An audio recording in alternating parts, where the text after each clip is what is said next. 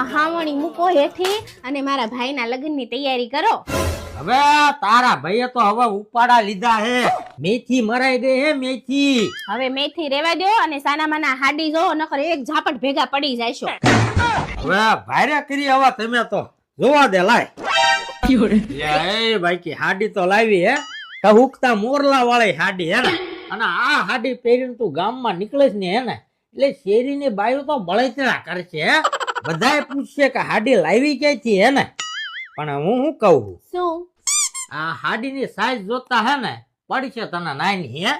કેમ કે તારો વજન તો જો 400 કિલો વજન હે.